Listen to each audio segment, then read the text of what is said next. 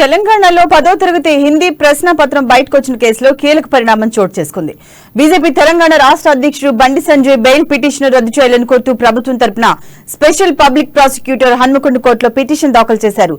SSC Hindi paper WhatsApp ద్వారా బయటకొచ్చిన కేసులో ఆయన పోలీసులకు ఏమాత్రం సహకరించడం లేదని, ఫోన్ ఇవ్వటం లేదని ఆ పిటిషన్లో ఆరోపించారు. అంతేకాకుండా బెయిల్ నిబంధనలు ఉల్లంఘించి రెచ్చగొట్టే వ్యాఖ్యలు చేస్తున్నారని పేర్కొన్నారు. సంజయ్ బెయిల్ రద్దు చేయాలని గతంలోనూ పిటిషన్ దాఖలు చేయగా దానిని కోర్టు తిరస్కరించింది. మరోవైపు ఈ కేసులో నిందితులు A6, A9 బెయిల్ పిటిషన్లపైన కూడా వాదనలు ముగిశాయి. అనంతరం తీర్పును రేపటికి వాయిదా వేశారు. టీఎస్పీఎస్సీ పేపర్ లీకేజీ తర్వాత 10వ తరగతి పేపర్లు కూడా బయటకు రావడం తెలంగాణలో సంచలనం సృష్టించిన విషయం తెలిసిందే.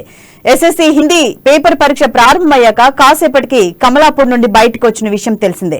వాట్సాప్ ద్వారా మీడియాకు రావడం, అక్కడి నుండి ఓ మాజీ మీడియా ప్రతినిధి బండి సంజయ్ సహా పలువురు రాజకీయ నాయకులకు దానిని పంపించడం జరిగింది. పరీక్ష పూర్తి కావడానికి మరో అరగంట ఉందనగా బండి సంజయ్ వాట్సాప్ కు అది వచ్చింది. దీంతో పోలీసులు బండి సంజయ్ సహా పలువురిని అరెస్ట్ చేసి జైలుకు పంపించారు. ఈ కేసులో బండి సంజయ్ కు హన్మకొండ కోర్టు బెయిల్ మంజూరు చేసింది. ఈ బెయిల్ రద్దు చేయాలని ప్రభుత్వం విజ్ఞప్తి చేస్తోంది.